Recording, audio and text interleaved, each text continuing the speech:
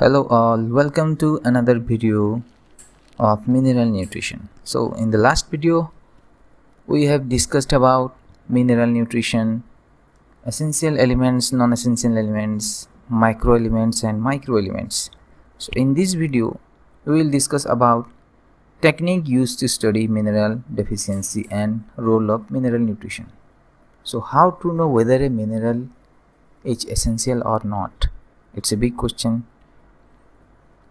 हमें कैसे पता चलेगा कि एक न्यूट्रिएंट प्लांट के लिए ज़रूरी है या नहीं।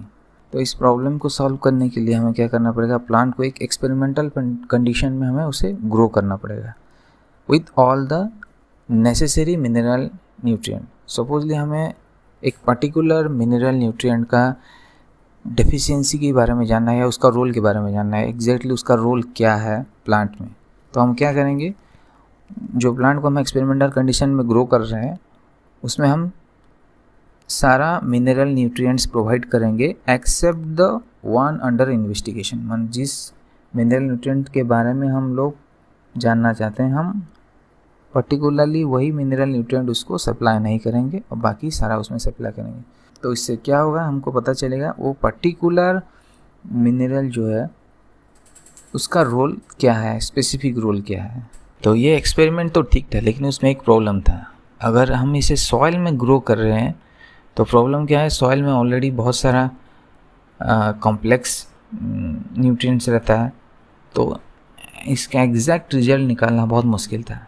सो इन 19th सेंचुरी बहुत सारे साइंटिस्ट ने क्या किया, they approach this problem and they grow plants with their roots immerse in a nutrient solution containing only inorganic salts. So उन्होंने क्या किया, एक सॉइललेस मिनरल न्यूट्रिएंट्स में प्लांट को ग्रो करने की कोशिश की and they successfully demonstrate that plant can grow normally with no soil or organic matter, and they also prove that plant can fulfill their needs only from inorganic elements and sunlight.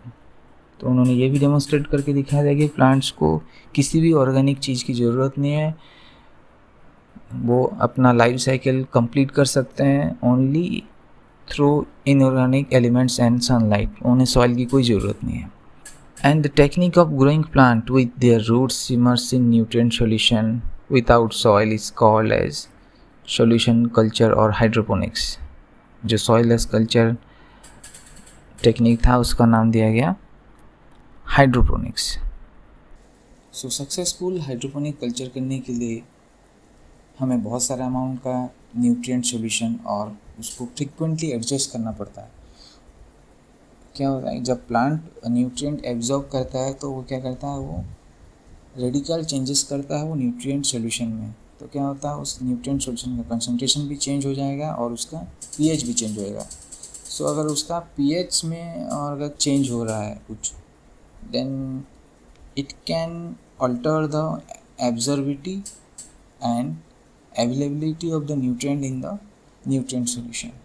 सो इसके लिए उसको बार बार adjust करना पड़ता है, उसका pH adjust करना पड़ता है रेगुलरली।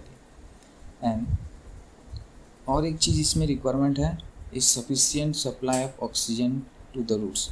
जब हम प्लांट्स को सॉइल में ग्रो करते हैं तो क्या होता है, सॉइल में बहुत सारा गैप्स रहता है, तो वो गैप्स के थ्रू क्या होता है, वो एक प्रॉपर एरिएशन होता है, तो प्लांट को प्रॉपर प्लांट के रूट्स को प्रॉपर ऑक्सीजन का सप्लाई मिल जाता है। बट जब हम उसे ग्रो कर रहे हैं, जब हम न्यूट्रिएंट सॉल्यूशन में उसको डीप करके रूट को टोटली हम सबमर्ज कर रहे हैं, तो उसमें क्या होता है, उसको प्रॉपर ऑक्सीजन सप्लाई नहीं मिल पाएगा।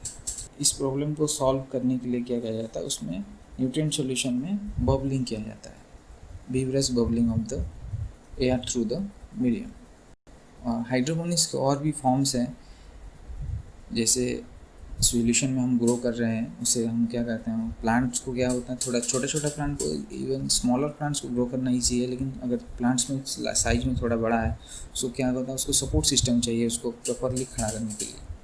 तो उसके लिए क्या करता है, बहुत सारा मटेरियल यूज होता है, जैसे सैंड है, ग्रेवल है, वर्मिकुलाइट है और एक्सपेंडेड क्ले है।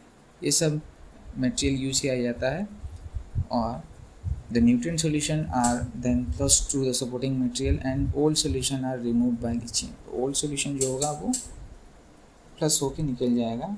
हाइड्रोपोनिक सिस्टम का और एक फॉर्म है that is nutrient film growth system. तो इस सिस्टम में क्या होता है, जैसे you can see in this animation, इस एनिमेशन में देख सकते हैं यहाँ पे एक न्यूट्रिएंट सॉल्यूशन चैम्बर है और एक ट्रफ है। ट्रफ मीन्स यहाँ पे एक न्यूट्रिएंट और द लिक्विड मूव करने का एक चैनल है, और इसी चैनल में क्या किया जाता है, प्लांट्स को ग्रो किया जाता है और उसका रूट उसी चैनल के अंदर है।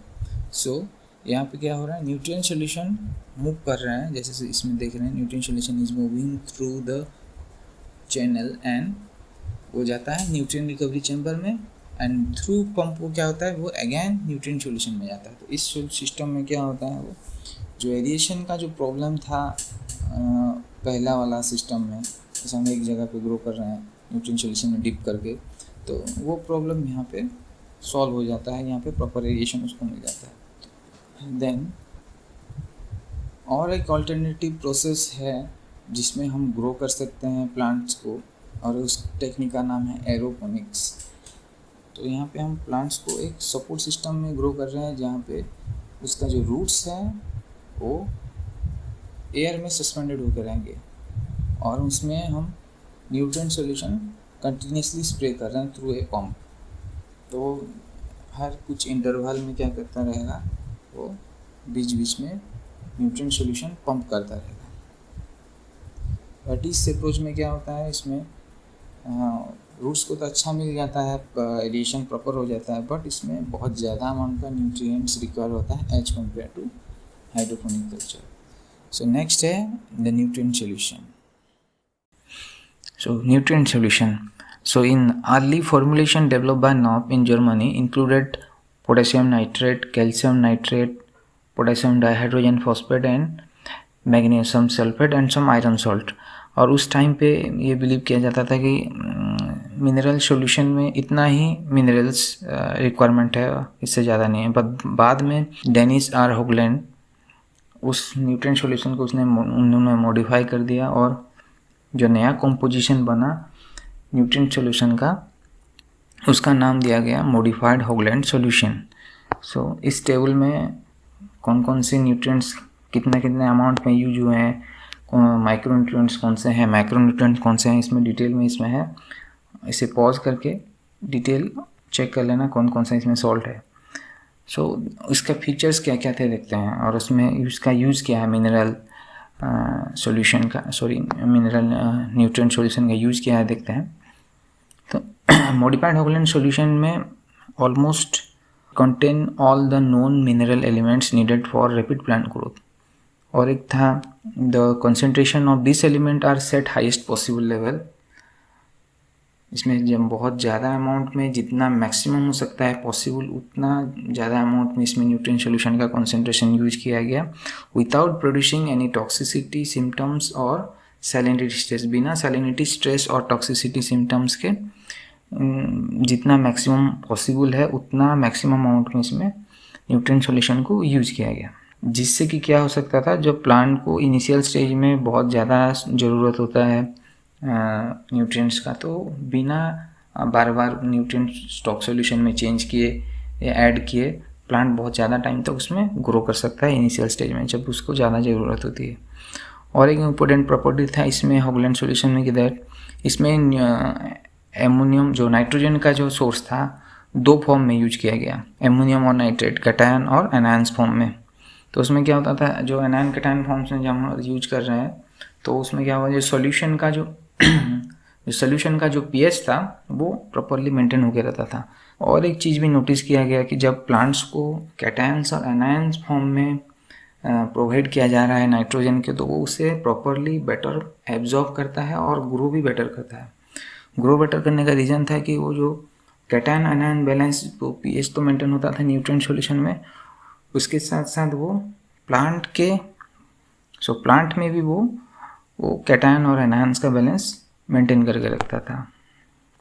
और एक प्रॉब्लम था पुराने न्यूट्रिएंट सॉल्यूशन में, जब आयरन सॉल्ट के साथ, जब भी आयरन सॉल्ट यूज होता है in the form of ferrous sulphate और फेरस नाइट्रेट, इसमें प्रॉब्लम क्या होता था, the iron precipitate out of the solution as iron hydroxide.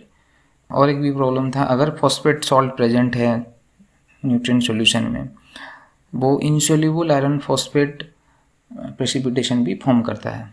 तो प्रॉब्लम क्या होता है, जब आयरन प्रेसिपिटेट हो जाता है तो it can not be absorb by the plant, it is no more available to the plant for absorption.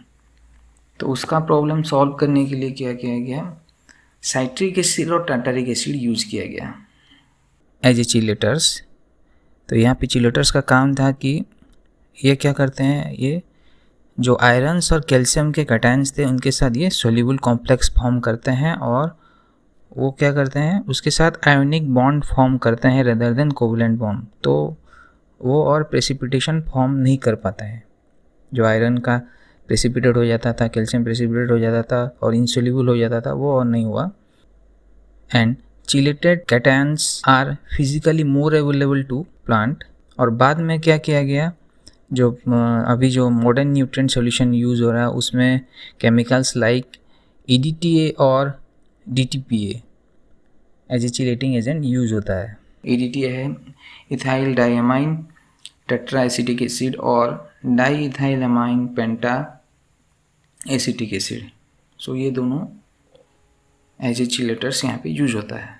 तो ये रोल था हमारा, न्यूट्रिएंट सॉल्यूशन क्या करता है और जो हम कैसे एक प्लांट में डेफिशिएंसी है तो वो कैसे पता करेंगे। तो उसके लिए हम जनरली क्या करते थे, जैसे मैंने पहले बताया था, हम जिस न्यूट्रिएंट का हमको फंक्शन जानना है, उसमें प्लांट का रोल क्या है, उसका क्या रोल है, उसको जानना है, तो हम क्या कर रहे हैं, वही पर्टिकुलर न्यूट्रिएंट को हम वहाँ पे सप्लाई नहीं कर रहे हैं। सपोजली हमको आयरन का जानना है, उसका डेफिशिएंसी से क्या प्रॉब्लम हो सकता है, नाइट्रोजन का जानना है या सल्फ़र का जानना है, तो हम क्या करेंगे, उसमें पर्टिकुलरली सल्फ़र प्रोवाइड नहीं करेंगे और हम चेक करेंगे उसके सिम्टम्स क्या क्या आ रहे हैं। उसके बाद हम ऐसे करके एक के बाद एक सारे न्यूट्रिएंट्स का एक के बाद एक न्यूट्रिएंट्स को प्रोवाइड नहीं करेंगे और उसका सारा सिम्टम्स चेक करेंगे कि इंडिविजुअली एक एक न्यूट्रिएंट जब एब्सेंट रहता है तो उसमें प्रॉब्लम क्या होता है, या फिर 2 न्यूट्रिएंट एब्सेंट होता है तो उसका कॉम्बाइंड इफेक्ट क्या होता है प्लांट के ऊपर। और उसके बाद क्या होता है, जब जितना सारा सब न्यूट्रिएंट में जितना डेफिशिएंसी सिम्टम्स है उसको हम फिर एक टेबुलेशन करके उसे कंपाइल करके उसको कंपेयर करेंगे कि कौन सा न्यूट्रिएंट एब्सेंट हुआ तो क्या प्लांट्स में सिम्टम्स आता है। तो उसी स्टडी को हम यूज करेंगे जब हम फील्ड स्टडी में जाएंगे। जब हम सपोज एक जगह पे एग्रीकल्चरल फील्ड है, वहाँ पे कुछ कल्टीवेशन हो रहा है, कुछ कल्टीवेशन हुआ है, कोई राइस का कल्टीवेशन है या फिर दूसरा कुछ चीज़ का कल्टीवेशन है, तो हम क्या कर रहे हैं, वहाँ पे हम वो प्लांट का सिम्टम्स चेक करेंगे और उसे हम मैच करेंगे अपने सिम्टम्स के साथ जो हम लोगों ने ऑब्जर्व किया है लैब में। तो उसी से पता चलेगा कि इसमें क्या प्रॉब्लम्स है। लेकिन उसमें भी बहुत सारा दिक्कत है, क्या प्रॉब्लम्स आते हैं क्या नहीं आते हैं, वो हम डिटेल में अभी नेक्स्ट वीडियो में देखेंगे।